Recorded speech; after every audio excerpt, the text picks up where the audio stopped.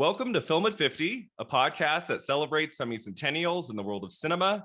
I'm your host, Brian Rowe, and I'm very excited to welcome Izzy from the YouTube channel Be Kind Rewind to the podcast today to talk about a big release from 1971, Klute, starring Jane Fonda and Donald Sutherland, released 50 years ago in June of 1971. How are we doing, Izzy? I'm doing great. Thank you for having me. Thanks so much for being here. I'm a huge fan of your channel, Be Kind Rewind. I've been watching I think maybe the third or fourth video you posted, I found it, and I've been watching it ever since. Huge fan. I wondered if you could just start by talking about how you got started with Be Kind Rewind and tell us a little bit about the channel for those of our listeners who might not be aware of it. Sure. So Be Kind Rewind is my YouTube channel, obviously. It is basically about women in film history, particularly actresses. And the channel originally started with a little bit of a theme, thinking about why certain actresses won Best Actress when they did. And so each video would sort of concentrate on a different year at the Oscars, and tell the story of like the context within their career or maybe politically in Hollywood, and just kind of laying that out. More recently, I've gotten more into just video essays in general and about history and things like that. So sort of branching out, but I originally got into the channel because I was really interested in working in film history in some way. I wasn't sure how exactly I would do that. So I thought, hey, I've worked in digital media, I've worked in content strategy, maybe I can use those skills to get a job at a film program or as a film programmer, or work on a digital marketing team at a film festival or at a film museum or something like that. So I started the channel as sort of a portfolio to show, hey, these are the skills I've learned from my other work in other jobs. I know how to research, I know how to write, I know how to put a video together, I know how to tell a story. And so I just started the channel for that, to have something to talk about, like in interviews and things like that. And I was never expecting it to go anywhere, so was very shocked when it did. Now I feel like it's such a fun part of my life. Like bringing people together to talk about film history is so special to me. So I'm very thankful for everyone who watches. Yeah. That's fantastic. So you're making the video on each version of A Star Is Born. Are you thinking this might get me 2.5 million views? Absolutely not. Absolutely not. Yeah, was not anticipating that whatsoever. I just love that movie. And I was like, well, I should say I love the Judy Garland one especially. Okay, yeah. And when the new one was coming out, I was like, I can't let this movie come out without saying something. Like, I need to talk about Judy. I need to talk about all these other versions. I need to talk about Barbara. And so that was really my impetus. I was like, I just can't not be a part of that conversation. So. Yeah, you're probably happy there were only 4 versions, not like 17 of them. You're like, oh my God, well, it's going to be an hour right. video. Well, it could have had more. It could have had What Price Hollywood, which is like the original one. It could have had there was like an Indian version that I have not seen. So yeah, it could have been a lot longer, I think. Yep. Do you have any personal favorite films, like going from the earliest days of Hollywood to now? Like, do you have a few favorites that you just love and revisit time and time again? Yeah, I would say my top 5 are let's see, All About Eve, So great. Cabaret, yeah, definitely Cabaret, West Side Story, maybe, Harold and Maude, and maybe The Blue Angel. With Marlene Dietrich. Yeah, that's very cool. Yep. 2 of those titles I'll be talking about shortly. Oh, very cool. Harold and Maude came out in December of 71, and then Cabaret was 72. I don't know what part of 72. If it was earlier or later in the year. But yeah, Cabaret probably later. Probably later. Godfather was early. Godfather was March of 72, and then would go on to win Best Picture. But Cabaret won director and actress for Liza Minnelli. So that's a big film we'll get to as well. Yep. So today we're talking about Klute, Izzy. Had you seen this film before? You made a fantastic video about Jane Fonda for your channel. I don't know if you looked at Klute for that or if you'd seen it before. Like, when did you first become aware of this movie? I love Klute. I mean, to me, Jane Fonda is like God tier. Like, I 100% stan. love her so much. Have a poster of her in the other room. Oh, cool. So yes, Klute is absolutely, probably her best role as Bree Daniels. Mhm. So yes, I love this movie. I was so happy when you asked me to do this, because it's just like an excuse to watch it again and like revisit it, because I hadn't seen it in a couple of years. Yeah. So I love it. Yeah. You're probably not going to get much criticism from me in this video or in this podcast. You're not going to say, well, it's pretty mediocre, and let me tell you what. No, like Yeah, I think exactly. we're, for Like the most that's part, not going to I have a happen. couple things watching it. I hadn't seen it in probably 10 or more years. There was a couple things towards the end, which, I try not to spoil everything in the movie, but it's hard when I'm doing a podcast about movies released 50 years ago. It's like, the True. movie's been out, especially if it's a It's not your popular one, fault. like Klute. I will want to talk a little bit about the ending. But yeah, this film is extraordinary. And I thought, for those of our listeners who might not have seen it, I have just a short little summary of the movie. So after a chemical company executive, Tom Gruneman, goes missing, the police find an obscene letter in his office addressed to a New York City prostitute named Bree Daniels, played by Jane Fonda. Peter Cable, an executive at Tom's company, hires his family friend and Detective John Klute, played by Donald Sutherland, to investigate. So John rents an apartment in the basement of Bree's building and keeps an eye on her as she auditions for acting and modeling jobs while working as a call girl. She refuses to answer John's questions at first, but soon she comes to trust him. They develop a romance, and they start working together to solve the mystery and protect themselves from a dangerous psychopath. So that's kind of like the basic summary of what the movie's about. Do you have anything to add there that I'm leaving out in the core summary? No, I mean, maybe this is encouraging for listeners who haven't seen the movie before, like in terms of spoilers and stuff, is that the mystery is a mystery, but it's like almost given to you Yeah. pretty early in the movie. It's You not know a what who done it style. Yeah. exactly. So I think anything that we might say is made very obvious pretty early on. We're not gonna spoil any big twists and turns. Yeah. Yeah. Alan J. Pakula seems to be more interested in this film with character, with, how these two work together, than he is in the quote unquote plot, right? This is not, I would not call this like a genre film, like where you're really watching it to find out who the killer is, blah, blah, blah. It is kind of an afterthought, right? Right. I mean, I think that's what attracts me so much to Mm-hmm. this film in particular, is that it sort of pulls from both extremes of, like, sometimes there are movies that are so um, deeply interested in what is going on in a person's inner life Mm-hmm. that it's very quiet and almost like you have to work so hard to sort of figure out what's going on. And sometimes it's just about that and it can feel a little flat. And then on the other side, there are these like blockbuster genres that are just like another point a minute, where you're just following plot and that's basically it. And the characters don't matter. Mm-hmm. It's just entertainment. And this is the perfect middle ground for me, where the plot really is propelling so much of what's happening. Mm-hmm. And so there's a lot to sort of latch onto and keep you interested. But there's also so much care paid to who Bree is and what Yeah. her worries are and what she's thinking about, so that it sort of like balances off of each other. And you can see how she grows because of what's going on in the plot and how they sort of like work within each other. And I love that so much. Yeah, absolutely. So I have some trivia about the movie that I researched yesterday. So many interesting things about this film. So as I said before, it's produced, directed by Alan J. Pakula, who's very, very famous director. He made Sophie's Choice with Meryl Streep. Klute is known as the first installment of his unofficial Paranoia trilogy, the second film of which is 1974's The Parallax View with Warren Beatty, and 1976's All the President's Men with Robert Redford and Dustin Hoffman. Have you seen a lot of Pakula's work? Like, he was directing, I think, all the way into the late 1990s. Just a really fantastic director. So many great films. Yeah, I love his work. I haven't seen The Parallax View in quite some time, so I Yeah. don't feel comfortable like commenting on it. But All the President's Men really does hold up to me, just as more of the genre based thriller, I guess, or journalistic movie.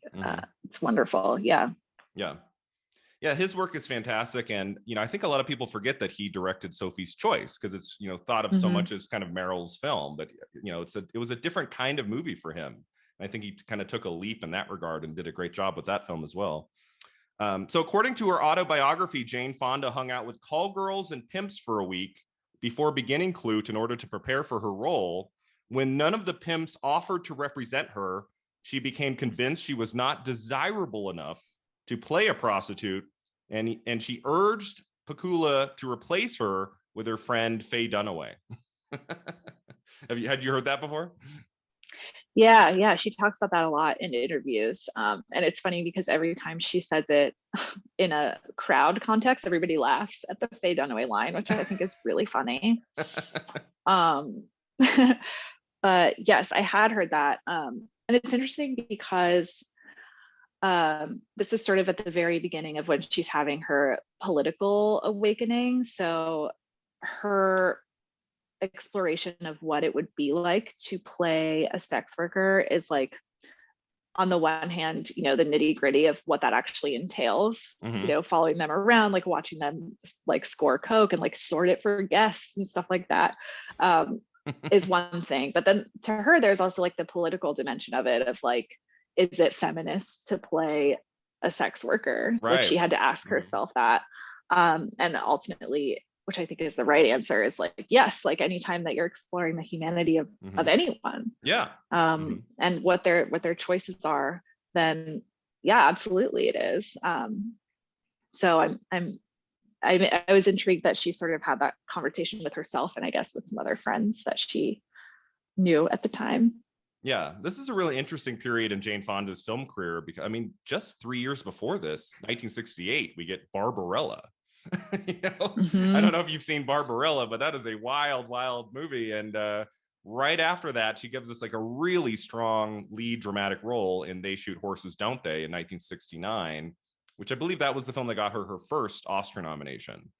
And then I can't remember if she had a film in 70. I don't think she did. I think Klute was the next one. No. Yeah. So she's kind of figuring out her film career at this point. She was really prolific in the 60s. If you look, there's probably 7-8 titles she did in the 60s I've never heard of. So many films. She was working from 1960 on, and this is really like a rich period, early period in her career where she started taking a little bit stronger characters, working with better directors, and just some really astounding performances here. Yeah, this is really, I think, considered a turning point for her. I mean, I think probably the actual turning point is They Shoot Horses, Don't They? Yeah. But it sort of gets overlooked quite a bit. Actually, was that, she made another one that was sort of like a series of vignettes in France that might have been squeezed in there as well. Okay. Anyway, but the point is, it's sort of seen as her like moving away from a lot of the romantic comedies and sort of like sex kitten, like young Barefoot in the hot Park. thing. Yeah, like all of that kind of stuff. So she's sort of moving toward more serious and political work at this time. So she co-stars in this film with Donald Sutherland, who's also very prolific around this time. I think he has like 5 film credits in 1970 and at least 3 or 4 in 71. They developed a non-exclusive romantic relationship off screen, which lasted into 1972.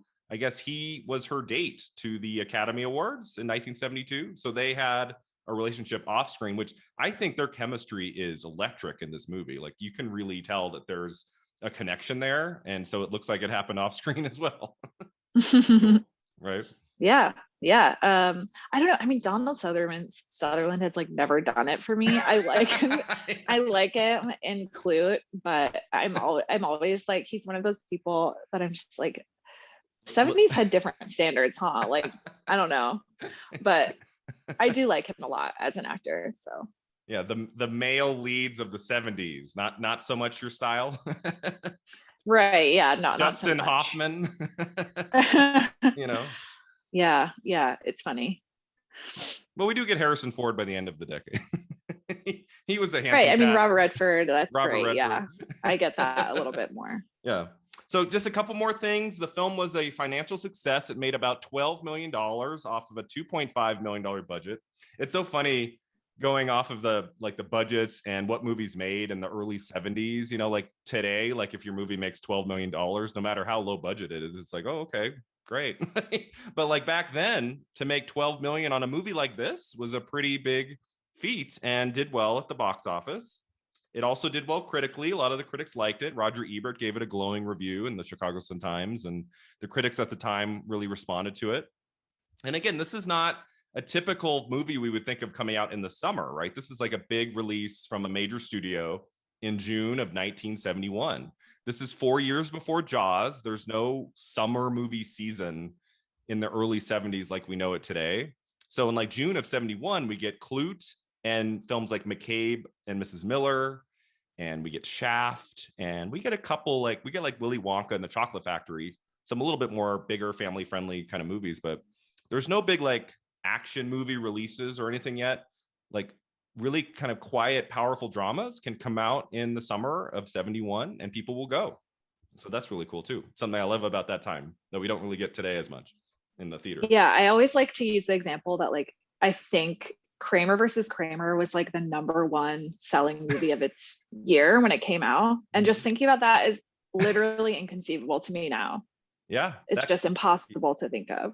Yeah, that film came out at the end of December of 79. It was like the last major release of the 70s. And I believe that film made over $100 million in 79, early 1980, which was for a film like that. It's not one you would think of as like a giant hit, but a very different culture we lived in.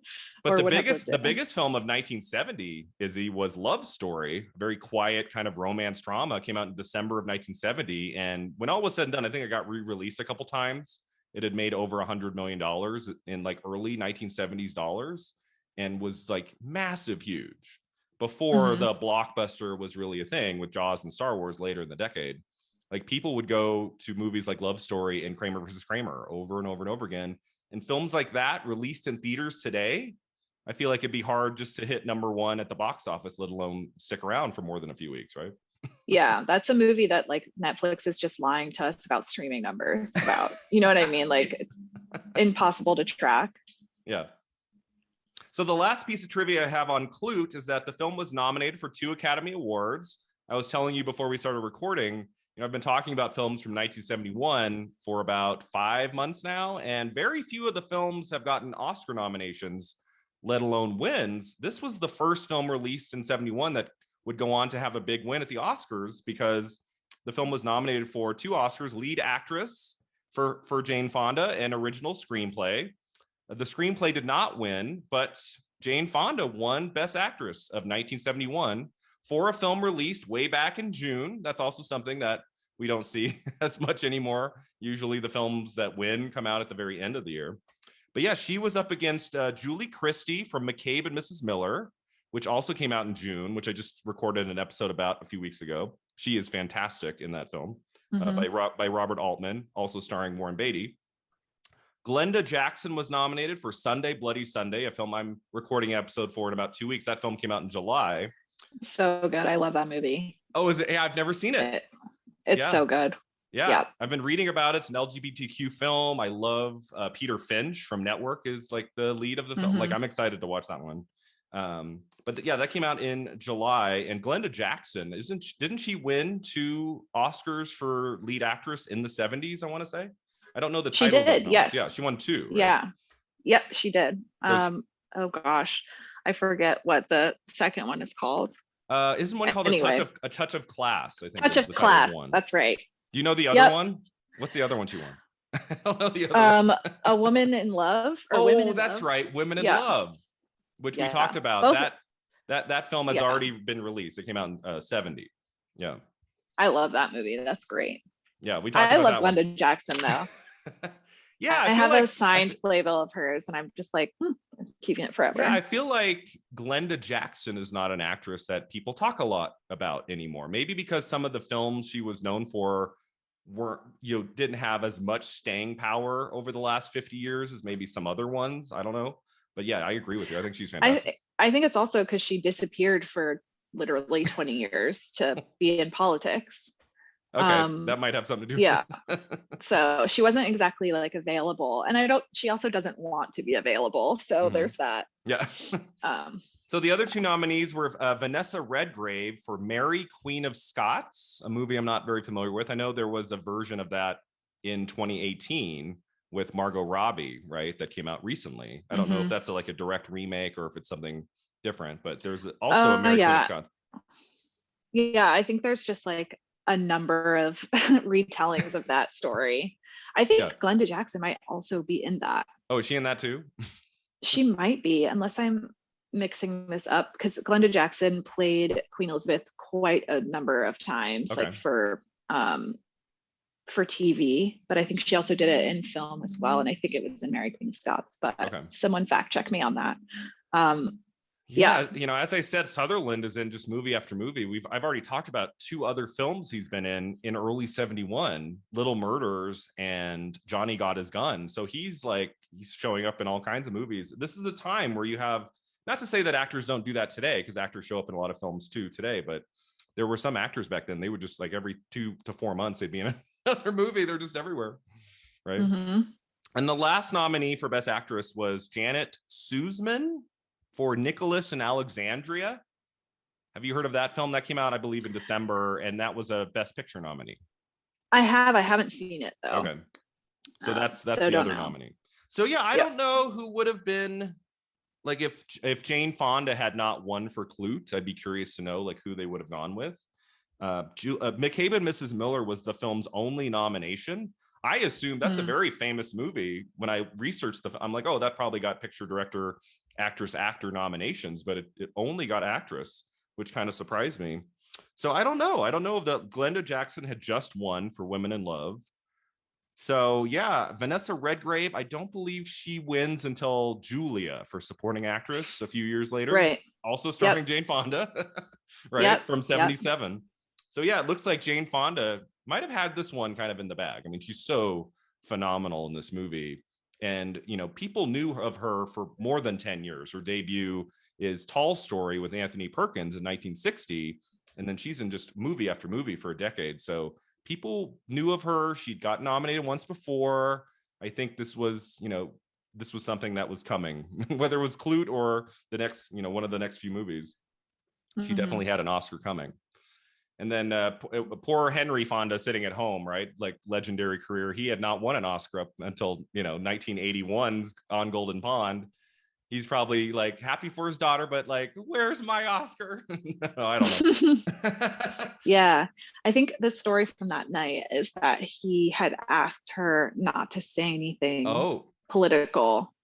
She was very much in that mindset. Yeah. He was just like, please be nice. Don't say anything that's going to make everyone mad. Just accept it and go. And she did it. She basically followed his advice. She seems very awkward accepting the award, because I think her impulse is probably to say something, because she does everywhere. But she is very nice and just accepts it and leaves. And then just a couple months later, finds herself in Vietnam. Yes, which I'm sure we'll talk about a little bit here, talking about her year of 72, and when we get to her, talking about her career at the end of our episode here. Henry Fonda was still a working actor in the 70s. Like, he was working pretty much up until he got sick and, his eventual passing in, I believe, 1982. Like, the last film he would do is On Golden Pond with Jane Fonda, which I don't know if you watched her interviews about that movie. I love hearing her talk about working with her father on Golden Pond. It's such a great, knowing that he's going to die and probably, in the next couple years, like, she wanted to make a movie with him, and got such a tremendous project to do that with him. So we'll talk about that a little bit at the end too. But before we get started here, is there anything else, any other research that you came across that I did not touch on? No, I don't think so. I'm sure something will come up while we're talking. Okay, cool. So, Izzy, what are your thoughts on Klute? Why do you think this is such an extraordinary film? Well, I sort of hinted at it earlier, I guess. Like or I didn't hint at it, I said it explicitly, that to me, it has a perfect balance of what I'm looking for in a movie. I don't like things that are too like theoretical and just like observational. I do like a little bit of plot. Yeah. But I want characters to be going through something and thinking about something and talking about it, and growing. And to me, Klute strikes that balance perfectly. And I think the questions that she's sort of asking herself and exploring about like objectification and all of that kind of stuff are really interesting and just as modern as ever. And just how women think about, maneuvering in the world is so interesting to me. So yeah, so beyond that, I mean, I think Jane is fantastic. I think the cinematography is gorgeous. I love the score. It's so haunting and weird and like ethereal at times. And the supporting cast is wonderful. So yeah, I mean, there's not much that I could say about this film negatively, but yeah, I love it for many different reasons.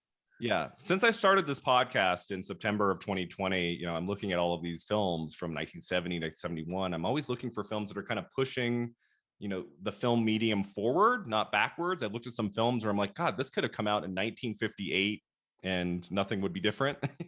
Klute is one of the 3 or 4 films I've looked at so far that just really feel like it's pushing the medium forward. It feels very much of the 70s.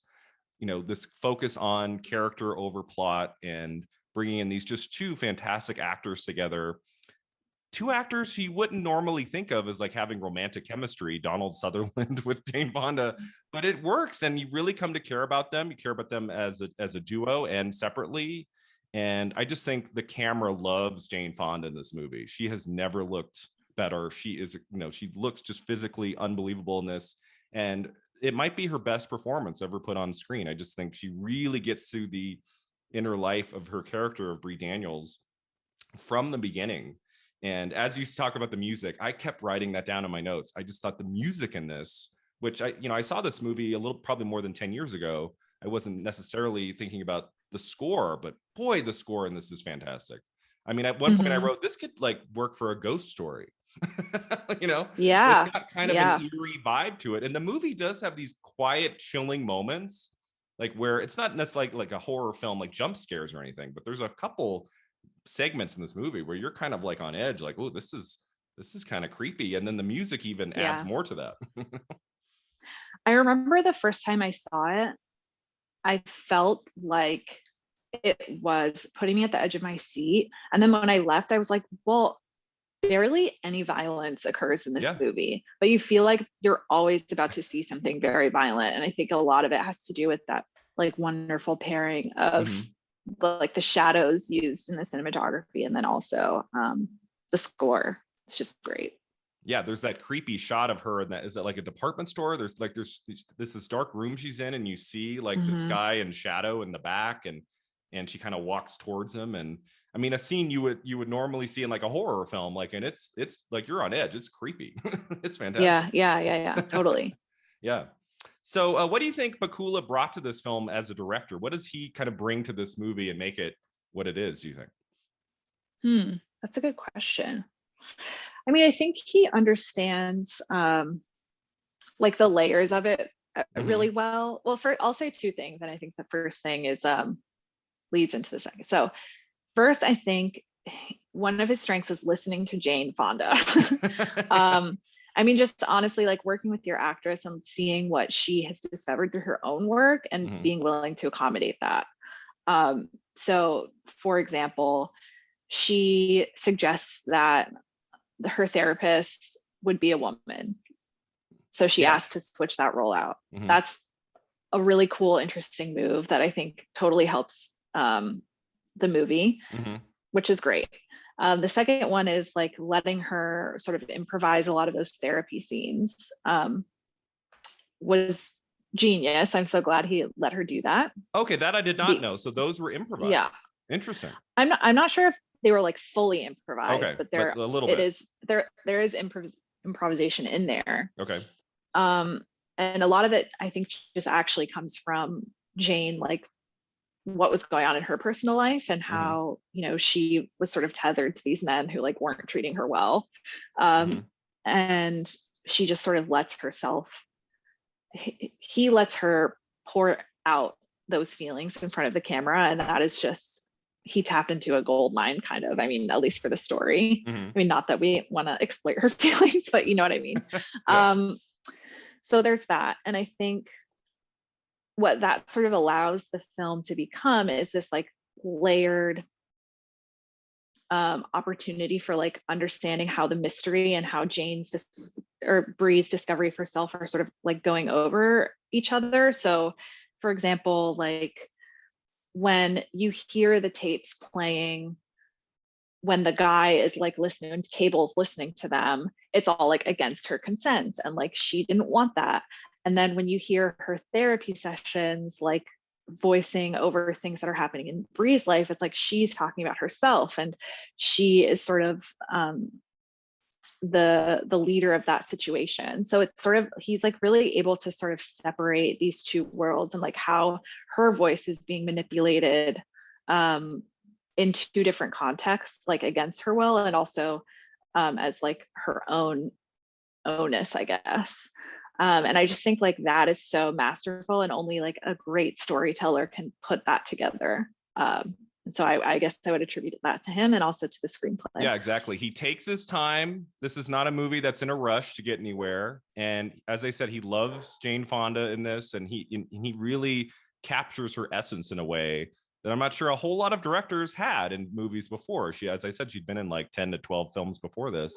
And you know, the way he uses darkness and shadow, not in a way to scare us, but into like a way to set a mood, so that anytime there is a scene outside, we're almost like taken aback. Like, oh right, like daytime, you know, because so much of this is kind of in the dark, and the way he lets her scenes linger, especially those therapist scenes, I think works really well for the movie. And we just really get to understand her character and the evolution of her character. Her being kind of uncomfortable having feelings for Klute, I think, is something the movie deals with in a really fantastic way. And you know, his emphasis on really finding, you know, the inner lives of these two characters, I think makes him a great director in other films as well, especially for Klute. Yeah, absolutely. 100% agree with that. Is there anything at all you would say does not work in the movie? I feel that the killer jumping out of the window at the end is a little goofy. It's a little corny. That's a little corny for sure. But it's I think that that's preceded true. that moment before where he's playing the tape and Jane Fonda is crying and Pakula stays on Jane Fonda for, I mean, I want to say that shot was at least 30, Yeah. 40 seconds. And you see the tears coming and it feels so real. Like that part is great. But him kind of jumping backwards out of the window, I thought was it was a bit easy. Like I didn't need Yeah. I didn't need a struggle that went on for 5 minutes or something, but it just felt like, oh, we need to end the movie. Let me jump out the window. Yeah, I see what you're saying. I think in my head, like mentally, while I was like, there was a little gap there. I was thinking about the ending because, like, I think it works in the sense that, you know, it's not really a mystery. Yeah. It's just sort of like unraveling what we already kind of know to be true. So the fact that there's this monologue that explains how everything happened usually kind of annoys me in other movies. Yeah. But I think the it kind talking of killer works syndrome. here. Exactly. Yeah. Where it's like, oh, or the villain being like, here's my plan. Here's my master plan. Yeah. That usually kind of annoys me, but I think it kind of works in this situation where, you know, like we already knew this, just kind of like filling in gaps for like convenience, I guess, or just for the audience's peace of mind. But yeah, I guess maybe, I don't know if that's necessary, but I don't mind it. Yeah. I felt like the movie could have had like maybe one more scene at the end. It ends a little bit fast, like right after that. I think we just have one little beat, right? Like we have a final scene of her leaving the apartment. I felt like the movie could have had maybe one more, maybe therapist scene or something that maybe ended the film a little bit more powerfully. But yeah, it's hard to find negative things to say about Klute. I will say it's not the movie's fault, but it is kind of jarring when Gene Stapleton shows up for a scene. from all I the know. leads. I think it's so funny. It's so funny. Yeah, you see those. That's what I mean about the supporting cast, though. It's like even uh like the woman who's in Honeymoon Killers is in it. Okay. Shirley Stoller, I think, and Roy Scheider, like all Roy these people Scheider. that I'm just like, Mhm. you're excited to see them show up, you know? Yeah, 4 years before Jaws, we get Roy Scheider in kind of a small supporting role. He's great in the movie. He has a few Mm-hmm. kind of memorable scenes in it. Do you have any favorite scenes we haven't touched on? I love the first time we see Jane Fonda in the movie, that shot of her with all the models, right? Are they going in for an acting Mm-hmm. job or is it for a modeling job? Because I think they're like looking at like hands and stuff. So I think it's for a modeling job. It could be modeling, but it could be acting, honestly, Okay. because I'm sure they're um, treated like that. But I mean, Mhm. that's another reason that I think it's so smart to just like listen to Jane and like allow her to kind of dictate what Bree was thinking, Mhm. because I mean, Jane tells stories about actually being treated like that in Hollywood, of like going in and having producers tell her like, oh, you should fix your jaw, like why don't you get a nose job, like Mhm. they Lose do weight. see that. Yeah. Yeah, like her body was treated like that, of like, oh, we don't like your hands, like you're not getting this role, do you know what so it's like letting her sort of manifest like the disappointment and just feeling like Mhm. absolute trash when someone Mhm. tells you that. um it works so well for the character. Mhm. um I mean, I think my favorite scene is maybe when she wears that like sparkly dress and she goes in to see the old man who he's like a regular client, and she just sort of pretends she's like, oh, I just got back from Cannes, and I met this very rich man, like he's just sort of enjoying the fantasy of it. Uh-huh. And I love just how committed she is to it, and how just how sort of ridiculous and like artificial the whole thing is, but it's Mhm. played like so in this very serious fantasy Mhm. space where like you can still enjoy it and not see it as this like cheesy like Yeah. sex worker like situational thing, you know what I mean? So Is that I love that scene so much. is that the scene earlier in the film where we see her with, or I'm trying to remember if he was old, but that one where we have a lot of it in one take of her kind of slowly undressing after she has, had the business arrangement taken care of, and we see her just kind of slowly undressing from the back, and you know. She takes that like black purple Mhm. blue sparkly dress off in front, she tries to take it off in front of Klute, but Right. he's like he's not interested. So it's the scene right before that where he's Okay. talking or she's talking to this very old man in the garment factory, where Oh, right, she's right, right, right. later Mhm. confronts Cable. Mhm. Yeah. Yeah, we get an earlier scene where we really get to see her on the job. Like she comes into the apartment and she's like, okay, so before we get started, I just kind of want to get this part out of the way. It's 50 Mm-hmm. if you want to do this, it's 100 if you want to do that. And like I think Pakula does most of that in just one take, and you get to see her in her element doing this job that she kind of she talks about in the therapist scenes, and we get to really see her in control of that situation early in the film, which I think is important for her character. We see her confidence on the job, even when she has this vulnerable side. That's Yeah. the other thing that I love so much about this screenplay, is that it's always going back and forth. So it's saying, okay, here she is at this cattle call, basically like being insulted. Mm-hmm. And then she immediately is like, okay, I need to feel like I'm in control. And she goes to a call, or she goes Yeah. to a trick. Mm-hmm. Um, and then she does this a lot. Like when she's being interrogated by Klute, Mm-hmm. she'll say, well, why don't we, do you want a party? Like she always is trying to flip Mm-hmm. the control of the situation, Yeah. because she feels really uncomfortable and like she's being used. Mm-hmm. And I think, her sort of trying to figure out how to detangle those feelings throughout the Mm-hmm. movie is so good. But I love how it just sort of shows you both sides of that coin, like throughout the screenplay. Mm-hmm. Yeah, she tries to show that confidence with Klute. She feels kind of weird at a certain point in the movie of like being by herself, right? So she goes downstairs where he's rented a room, and he gives her his little twin bed. Like he doesn't have, it's not Mm-hmm. very big, right? And I believe it's right after that she kind of gets on top of him and she kind of takes control of him and they make love. And when we see her in the next scene, she's feeling a little weird about it. So that's where she goes into that club and sees Roy Scheider, and she's sweaty and her hair is kind of going crazy, and she's like trying to work through her feelings for Klute, and she doesn't really know how to, so she has to leave and go do this other thing. And I think that works really well in the movie too. When she's like, why do I keep wanting to destroy this? That's just so interesting. I mean, it's so true. I mean, I feel like being so afraid of being vulnerable is just like such a human thing to want to need to explore. Yeah. But I think at a certain point, she recognizes the feeling she has for him, and she can't really turn away.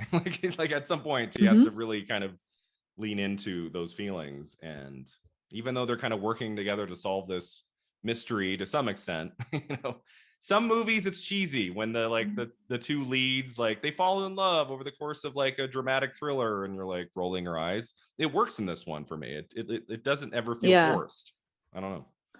It doesn't feel forced, and I think it's because of these therapy scenes where it's not like this happily ever after story. You're very aware that she is in it, but not really. We know that she's interested, but she's very hesitant, and that feels much more honest than running away together and holding hands into the sunset. That's just not how life works. And so I think I don't know, it just feels very human and very honest to me. So what do you think Jane Fonda does really, really well in this movie? Why do you think she won the Academy Award for Best Actress? What does she bring to this that's so fantastic, do you think? Well, just a lot of what I was saying earlier about sort of transforming her feelings from her own personal experiences to sort of dig into who Brie was and tap into feelings of like being scared about connecting with other people and needing to control things that are out of your control. I mean, these are things that are constant themes in Jane Fonda's life, and she just like very beautifully translates that here. And I don't know. I mean, I think something about Jane Fonda's intensity is just very appealing. Like she almost always tries to take it to 11.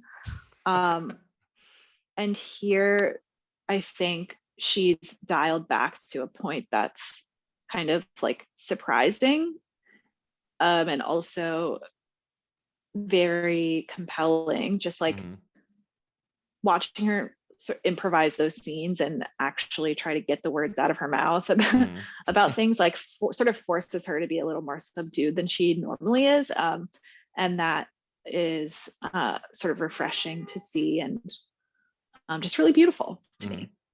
I just feel like she captures the essence of this character so well. She plays every emotion in this movie: fear, confidence, vulnerability, from scene to scene. It never feels forced. I just think she's fantastic in this. Maybe her best performance on screen. Would you agree with that? I would totally agree with that. Yeah. Roger Ebert said this movie should have been called Brie, not Klute. Would you agree with that? Oh yeah. I mean, I think about this literally all the time. Like, why is it called Klute? I don't know. Or like Daniels even. I'm sure they wouldn't want to name they don't want to name it a actually female name, I'm sure, for the box office. But calling it Klute is weird. And I hadn't seen the film in a while, and for a moment I was like, oh, is that Jane Fonda's last name in the movie? No, that's the last name of Sutherland. Weird. I mean, we open with him.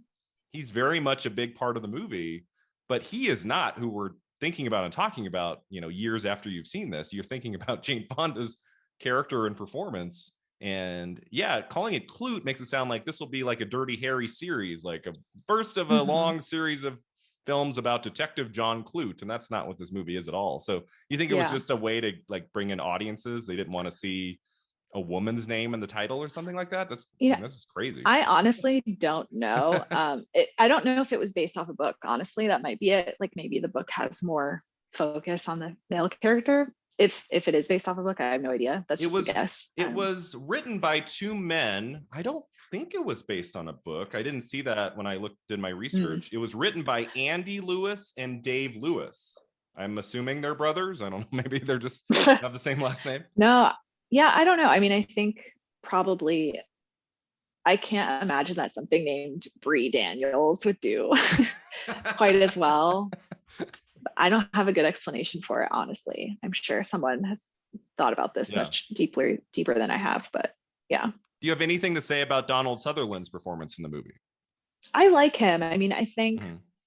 I think he's just so stoic, but in a way that I like. I mean, Yeah. not in like an emotionless sense. I think he's just sort of like quiet and sturdy, and Mhm.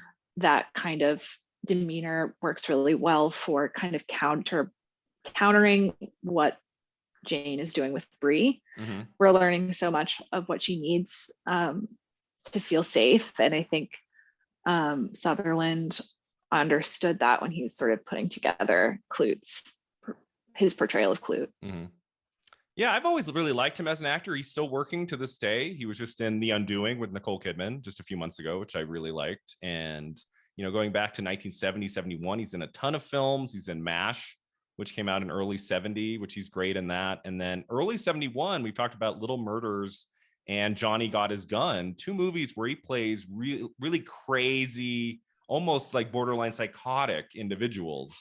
And to like put on Klute the other night and see this side of him, just very reserved and different hair, different look, everything. I'm like, oh, like wow. I'm curious to know kind of how that came to be. Like, why is he taking these kind of insane supporting roles in these other films, kind of comedies? Well, the second one's not so much a comedy, but like his role in them is kind of comedic.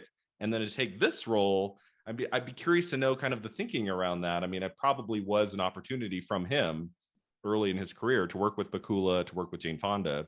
But this is a very different performance than some of his other work at the time. And I really like that about him too. As an actor, he's able to go kind of in different directions. So yeah, he was solid in this movie. No Academy Award nomination for him though, is he? What's Too crazy? bad. He's never been nominated. He's never been nominated for an Oscar in his Wait, entire career. really? That's actually really surprising to me. Yeah, Donald Huh. Sutherland. I think he's won some Golden Globes, been nominated for Emmys, maybe won an Emmy or two. He's never been nominated for an Academy Award. I think, did he win?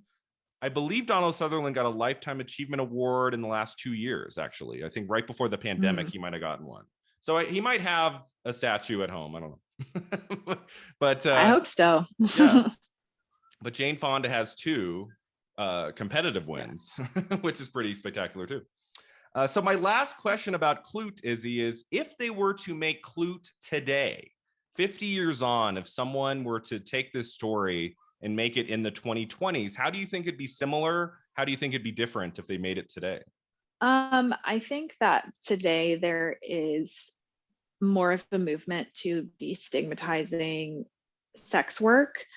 I think this film is interesting because it sort of presents like Brie doesn't want to be a sex worker, but she also, it doesn't really like condemn her either for doing it. I mean, it sort of like poses that as a choice of like that she's making to have more dignity, which is kind of interesting. And so I think there would be more of an exploration of that and sort of its like political meaning, given how poorly sex workers are treated still, and like how that sort of intersects with a lot of different, social debates and commentary that have been going on recently. So yeah, I mean, I definitely think that would be a little bit different. And also maybe like, I mean, the nature of that business has changed so much, like, with like OnlyFans and stuff like that. I mean, there's so many different, there are so many different ways of like using your body to basically help supplement your income or like express yourself or whatever that might be. So yeah, I mean, I just think there are so many different ways of like maybe expanding what that means for her in 2021 than like was available in 1971. Yeah. I would hope they would change. I would hope they change the title, right? Yeah, Although that's true. It's like if you're gonna do it again 50 years on, why would you change the title to something else that people wouldn't recognize. I mean, I guess someone could call it Bree Daniels and there might be enough like awareness of the original 71 film. But yeah, I think, you'd have to, like, the nature of her job would obviously have to be modernized. And I think you would have to get a really dynamite actress for the role. You couldn't just kind of pick anybody to take over the role of Bree Daniels. I don't know, maybe Jane would want to do it. Go for it.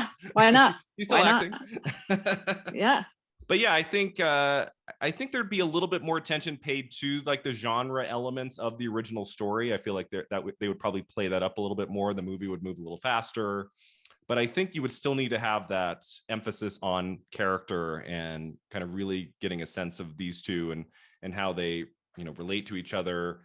And I was thinking, I wonder if maybe like it could be done as like a limited series or something like on Netflix, or like to really explore the character of Bree Daniels, to really give her that space. I think could be kind of cool to see it in a longer format. Would be interesting too. I don't know if anyone is working on an update of Klute, but you never know. I mean, they just announced they're going to do, a Wonka prequel. I mean, who knows? I mean, maybe they'll want to do something. We're always looking for properties that people are aware of, and not to say that everybody's talking about Klute 50 years later, but it's a really, really famous film from that early period of the 70s. And so maybe someone will attempt it one day. I don't know. Who knows? I mean, I'm not one to I don't love remakes. Yeah. Or miniseries based on whatever. Yeah. Because sometimes I think there's too much space. You know what I mean? I got so much from Clue and like listening to Jane Fonda and Bree Daniels, like in that however long the movie was, like 2 hours or whatever. Yeah. I got so much out of it that it's like, do we need 8 hours? I feel like do we need 8 hours? Because then it gets drawn out and it's just like, it's too much. And then you have to fill space with something. And it's like, yeah, that's a good to point. me, that it gets like, it becomes so eye rolly because they have to introduce all like so much. But I don't know, that's just me. Yeah, it's just hard because an updated film of Klute today, I don't even know, unless it had just a huge star, if they could even go to theaters, right? It's just, we're in a different kind of climate now for the theatrical movie experience that, I mean, I guess they could make a 2-hour film and just premiere it on Netflix or Amazon or something, but it seems like, just finishing Mayor of Easttown with Kate Winslet, and it's so great. And that's an example of something that's 7 hours. If they had made that 2 hours, it would have felt rushed. I like that we really get to know Kate Winslet's character in that show over 7 episodes, not just like 2 hours. So it kind of depends on how they do it. I don't know. It's so funny you say that because I just had an argument with my friend arguing the opposite.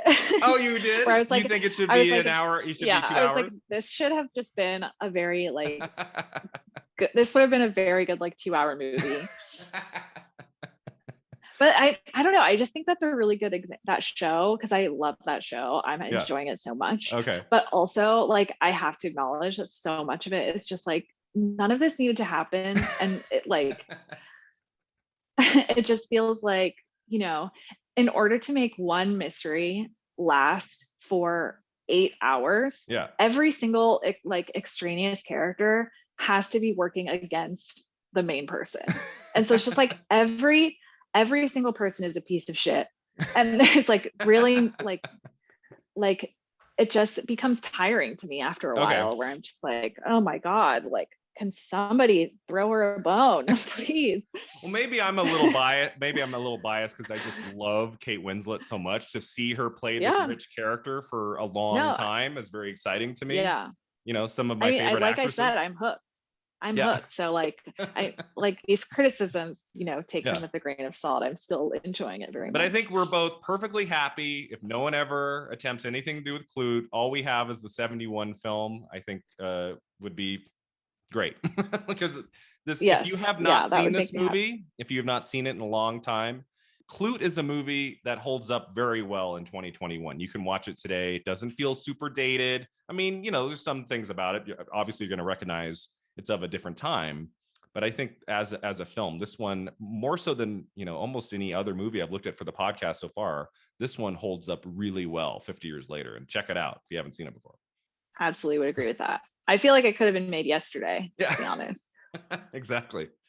All right, so that takes us to our final two segments, Izzy. The first one's called the Divine Double Feature. That's where we pick a more modern film that you think would make a cool double feature pairing with Klute. If someone were to watch Klute, the movie ends, they want to watch something kind of similar but more modern, what do you think they should watch?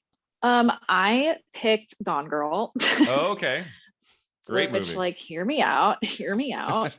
First of all, I should preface this by saying, like, obviously, Brie Daniels and Amy Dunn are like not the same.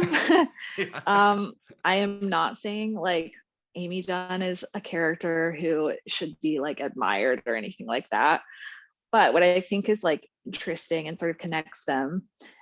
I mean, there are a couple of things. One is like that it is a mystery, you know. I think Gone Girl leans much more into that and sort of like trying to catch you with little twists and like stuff like that. Mm-hmm. But there's sort of that plot device that's sort of keeping you Mm-hmm. connected to what's going on. But I think what sort of connects them is this idea of like performing for other people Mm-hmm. and like being uncomfortable with that. And I mean, obviously Amy kind of snaps, but I think like it's a similar question, right? Of like who is actually controlling your life, Mm-hmm. and what do you need to do to seize that back? I love Gone Girl so much. I saw that opening night in the theater. It was in my top 5 of 2014. I'm a huge David Fincher fan.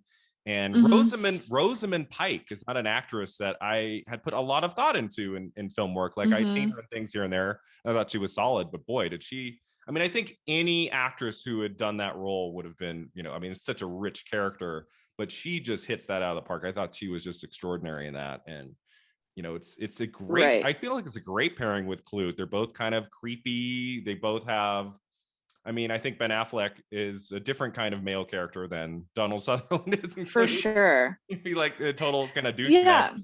I in think they Gone Girl. pair. I'll say that I think they also pair well because of like the contrasts between the two. Yeah. Like Amy doesn't really have a support system, Mm-hmm. and like Bree doesn't either until she meets Clute, and Clute can kind of like Mm-hmm. reassure her that like these vulnerabilities are maybe a pathway toward growth. And Amy is like not interested in that. Like vulnerability, she does not want it to be part of her vocabulary. Mm-hmm. And I think like it's interesting to think about how opening yourself up to like things that scare you or things that like make you uncomfortable and like asking those questions Mm-hmm. um, perhaps can lead to a happier ending than when you are so like violently interested in defeating vulnerability and like defeating weakness that can sort of take a very negative turn in your Mm-hmm. life and like lead to some habits maybe or inclinations that are Yeah. not very constructive. Yeah, so I think that making them sort of oppose each other is also a very interesting way of Mm-hmm. thinking about it. Yeah, it's also kind of similar to Clute in that it's not really like a genre film. It's very, it has moments of violence and thrills and things, but it's really about the characters more than it is the plot. I mean, there's long stretches of the movie where you're really just kind of with these characters and with her and kind of and what she's battling deep down and how is she going to, come back from this and I just love that Mm-hmm. character in that film. And the book by Gillian Flynn is fantastic too. It's like an amazing read. Like even if you've seen the Yeah. movie multiple times, the way that Flynn writes the book and going back and forth between the characters is just brilliant. I love that book. So yeah, I think Gone Girl would be definitely one of my top choices. I went with Hustlers from 2019, the Mm-hmm. Jennifer Lopez movie, written and directed by Lorene Scafaria, which was one of my favorite films of 2019. I mean, in terms of like the pacing, it's a much faster moving movie, so you can kind of see like how pacing has changed in films over 50 years. But it's also about not the same kind of job, obviously, but women kind of entertaining men. And then in Hustlers, what's so interesting is that they kind of become criminals, but you're on board and you really root for them and you really love these characters in the film. And I think it might be my favorite Jennifer Lopez performance next to maybe Selena, which I think she's amazing in. And just to really did you see that film Hustlers? I really like that one. I did. Yeah. I thought it was a lot of fun. I liked it a lot. Yeah. So that would be my choice for the Divine double feature. But yeah, I think Gone Girl even a better choice in terms of like kind of the pacing and kind of connecting some of the issues with the characters. It's fantastic. All right, so our final segment is Beyond the Flick. We're going to talk about the career of Jane Fonda. Do you have a few favorite films of Jane Fonda's you can talk about with us? Yeah. So obviously I love 9 to 5. So much fun. It's very fun, but I think it's also important to sort of to include it because Jane Fonda really has the range. She is just as capable in a comedy like 9 to 5 or in Grace and Frankie as she is in something like Klute or They Shoot Horses, Don't They? I think it's really important to add that context in because I think she gets kind of a rap for being in a lot of these like kind of intense movies, which is fair because she's so great in them. But yeah, she's very good in comedy as well. I love Barbarella. I think it's so fun and so silly. Yes. I just love it. I love the opening with like the song. I listen to that song all the time. I am obsessed with it.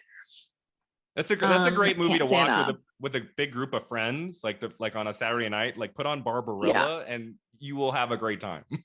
Yeah, go in with no expectations. Do not expect like anything serious. Just like have fun with it. It's so much fun.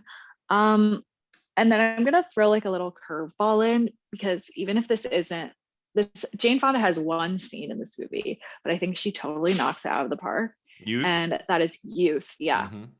She is so amazing in that one. She scene. Just steals the movie for me because like she doesn't have much to do. She just kind of is sitting in this chair, but she is just so commanding and has such a solid presence that you're like, it totally makes sense that this woman is a legendary like icon. You know, like so it's so hard to have that energy and she has it, and that scene just makes it so clear to me. Yeah, most of her film work starting when she came back from a 15-year retirement, starting with Monster-in-Law with Jennifer Lopez from 2005.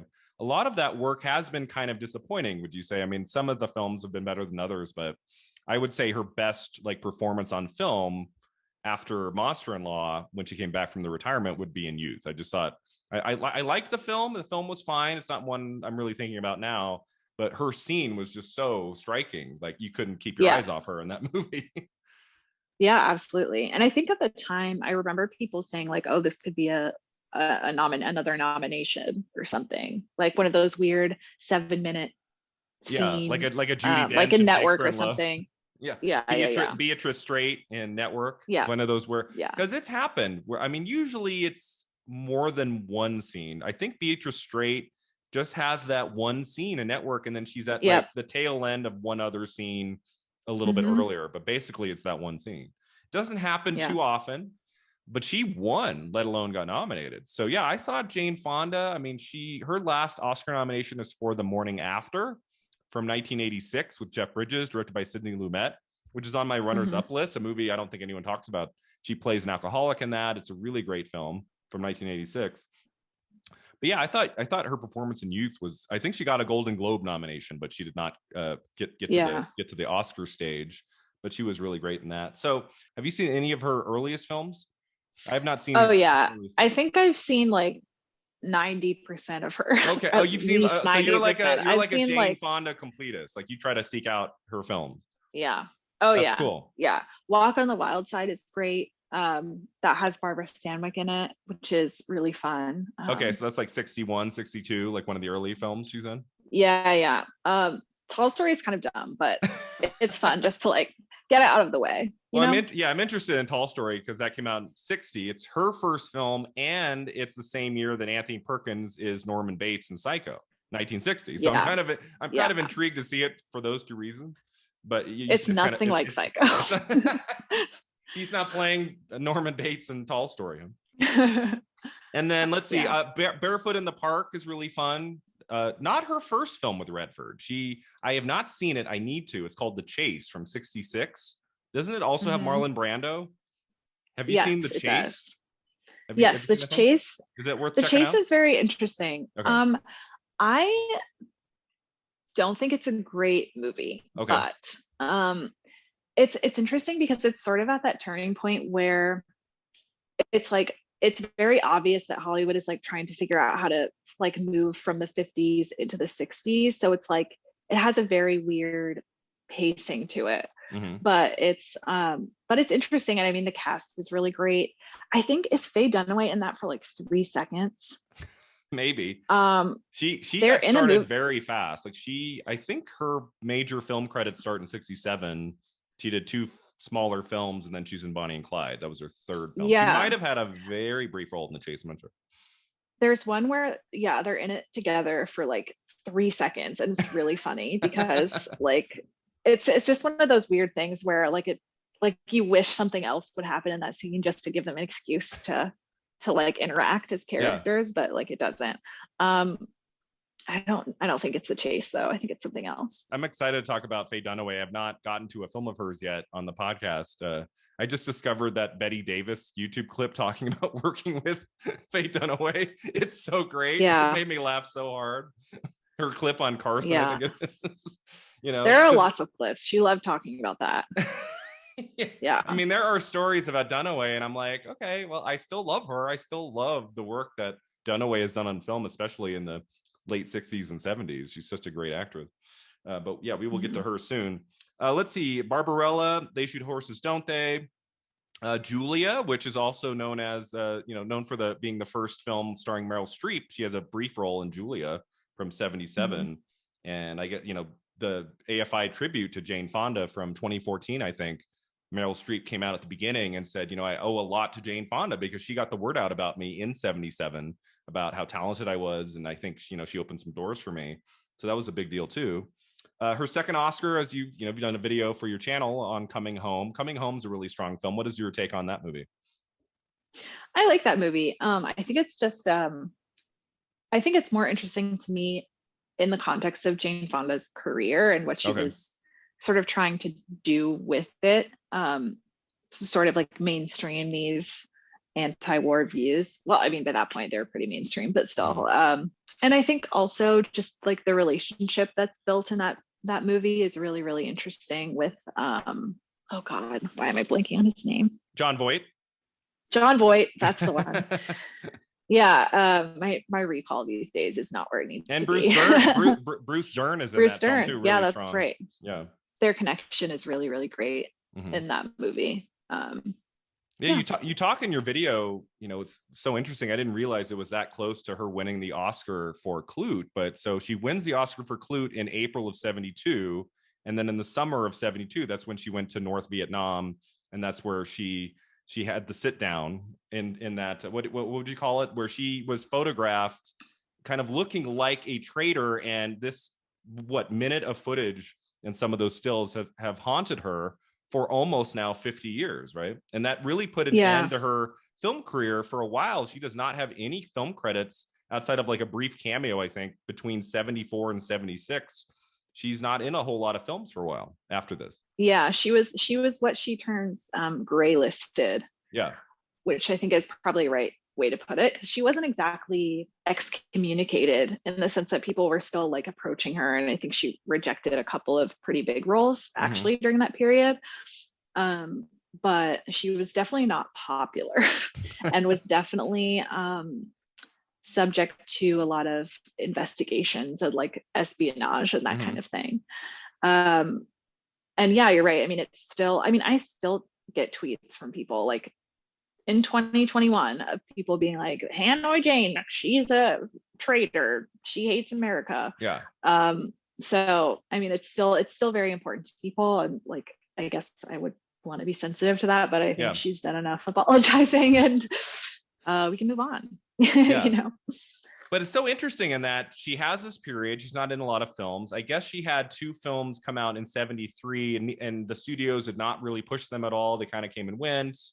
And then in 77, she comes back with a big money making comedy called Fun with Dick and Jane with George Siegel, right? I believe it's the male star of Mm-hmm. that. And then Julia, she gets an Oscar nomination. And then she's just in like one film after another. Between 77 and the early 80s, she's in a lot of stuff. and a lot of them really Yeah. famous to this day. I mean, 78 we get Coming Home. In 79 we get The China Syndrome, which is a movie I haven't seen in a long time with Michael Douglas, but I remember really liking that as well. Jack Lemmon Yeah, I like that is a in that. lot. Yep.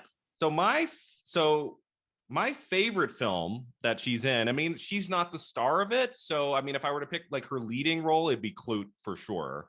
Number Hmm. 3 for me would be 9 to 5, which is such a blast. So much fun. Hmm. And then so number 2, I guess, would be Klute. My favorite film that she is featured in, that she's a part of, and that's On Golden Pond. I love that Hmm. movie. I've seen that movie probably Yeah. 15 times. It's probably my favorite film about an elderly couple that I've ever seen. I just love that movie. Have you seen On Golden Pond, and kind of what are your thoughts on that one? Yeah, I also really enjoy that movie.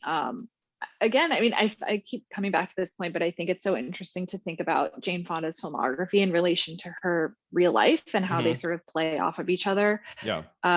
And obviously, with that one, I mean, she had a very fraught relationship with her father, and Mm-hmm. was like very intimidated by him for a lot of her life. And to see that dynamic play out on screen is so fascinating and Mm-hmm. really um, kind of beautiful to watch it sort of turn around in real time. And like, hearing about the behind the scenes dynamic of like adding Katharine Hepburn into that equation Yeah. is so interesting, because she's quite a character and knows no fear. Yeah. uh, and so um, I just think the three of them together really bring the best of like Mm-hmm. old and new Hollywood together. Yeah, It's really you great. really feel her pain when he kind of puts her down a couple times in the beginning of the movie, and you see her almost Yeah. you see Fonda almost like trembling in the shot, and it is like it's real, like that is like Yeah. going beyond their Like characters. she knows that pain really well. Yeah. And like you can see it. Yeah. And Henry Fonda and Katharine Hepburn work so well off each other. I believe Jane Fonda said in interviews that they had never even met before they made On Mm-hmm. Golden Pond. Like their meeting for the movie, this is the first time these two Hollywood icons had ever even met, let alone work together. And I just love that we have that one film of Hepburn and Henry Fonda together, and they're so great in that movie. And yeah, by the end, when she does the jumps into the water, when he kind of he smiles and gives her applause, and that hug at the end, which could have been saccharine in like any other movie, like it feels just so earned. I like how the director Mark Rydell pushes in on Jane Fonda's face for that moment when they hug at the end. It Mm-hmm. feels it warms my heart every time. I love that film. I love her in that movie. She got a supporting actress nomination for that. Of course, Henry Fonda and Katharine Hepburn both won the lead acting awards for that movie, and are just so great in it. So yeah, not to say it's her best work on film. She's definitely a supporting role. There's a chunk of that movie that she's not in the middle. But I just think it's a great film. And after that, I mean, there's a couple more I like. Probably my favorite film she's done post her 15-year retirement is Our Souls at Night with Robert Mm-hmm. Redford on Netflix. Did you see that movie? Not Yeah. like Yeah, I did. not an extraordinary piece of work by any means, but seeing those two together again, and I just thought they played off each other really well. It's a very quiet kind of romantic drama, and I was really Mm-hmm. compelled by it. I like that one a lot. Yeah, I mean, I think it's really nice to have because you don't get a lot of stories about seniors Mm-hmm. anymore. And usually when those are made, they're very sad and Yeah. usually about a death or like Mm-hmm. Alzheimer's or Yep. something. And so it's Mm-hmm. just kind of nice to see, like life doesn't end when you're, I don't know, 35 or like Yeah. 50 or, Yeah. like people still have a lot going on. And of course, like she's the one who would be in that movie. You know what I mean? Yeah. I think it almost seems like it is a political choice in a way to be present and like still. I mean, Grace and Frankie is another good example of where like Yes. um her sort of showing like old women can be sexual too. There's always like something. It's never just Jane Fonda is in this thing. She wants to tell you Yeah. something about it as well. Yeah. We have to talk about Grace and Frankie just briefly. That's probably my favorite thing she's done since she came back to acting Mm-hmm. in '05 has been Grace and Frankie. I love Lily Tomlin, always have. And they have just such great chemistry together. And it's a lot of show. I mean, what is it? I think they're doing the final It's like season right 7. now. I think Yeah. they're shooting, or they might have already wrapped. There's one more season coming, season 7. and every season is 13 30-minute episodes. So it's a lot. Yep. And it's It's a always lot. been, for me, it's always been great. I really enjoy Martin Sheen and Sam Waterston's relationship on the show, and the kids, and everything kind of flows and works for me on that show. I really love it. Yeah. Oh, I'm binge time. Like the day it comes out, I'm done. You know what I mean? Like it's kind You of watch the whole sad thing? because I do go through it too fast, but I just love it. Yeah. Yeah. There's nothing better to me.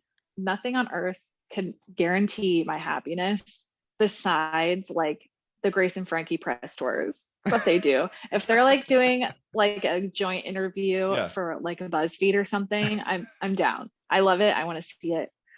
Like Send that, it to me, yeah. algorithm. I want it. Yeah.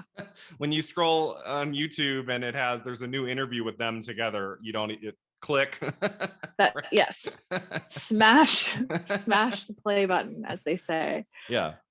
So without the Yeah. pandemic, I believe season 7 was supposed to come in like later of 2020, and then they had to push it back. Obviously, you know, they're older. I believe Lily Tomlin's in her 80s as well.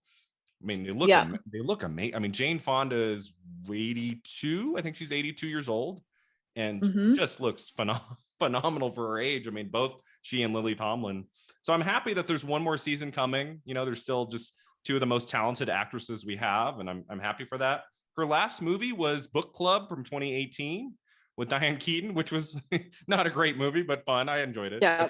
That was a good, I saw that with my mom on Mother's Day. That was a good one to take my mom to on Mother's Day. Like, yeah, I think I did something similar. But yeah, against her will. That one was fun. I loved Candice Bergen, and that was really, really funny. She's great too. And Mary Steenburgen. So yeah, that one was fun, but she has not done a film for the last few years. I wonder if we're going to get another acting role from Jane Fonda after Grace and Frankie. I wonder if season 7 of Grace and Frankie might be it for her. We'll see. I don't know. I think if she were going to accept something, I think she would accept something about like an environmental story. I don't know if she maybe like narrate a documentary or something or what, but I think if that's her thing right now is focusing on environmental activism. So I'm sure she wants to find a way to like get those messages to as many people as possible. And if we look at her career in the past, like the way she decided to do that was through film. So I wouldn't be surprised if she tried to do something similar. Yeah. Well, we shall see. What a career in acting, right? Starting in 1960, and we have a new season of Grace and Frankie coming, if not 2021, 2022. So that's more than 60 years. That's crazy. The longevity of her film career or television career has been amazing. And going all the way back to Klute, I think it's one of her best performances, if not the best performance put on film. And it was such a thrill to talk to you about it today, Izzy. Thank you. We've come to the end. I'd love for you to maybe just say a little bit more about Be Kind Rewind and where our listeners can find it on YouTube. Yeah, so I guess if you just type in Be Kind Rewind, you'll find it, hopefully, or like the trailer to that movie that I've never seen. The Jack Black movie. Yeah, I haven't seen it, but I hear it's very good. Yeah, so I'm on YouTube at Be Kind Rewind, and then on Twitter at BK Rewind, and Instagram BK_Rewind. Very cool. Well, thanks so much for being here, Izzy. This was such a thrill. I'm a huge fan of your channel. Can't wait to see your next videos, what you're going to do next. I'm always looking forward to the next video. So thanks for being here. Thanks to all of you for listening. You can find us online at filmat50.com. We're on Facebook, Twitter, and Instagram. And until next time, remember, 50 never looked this good.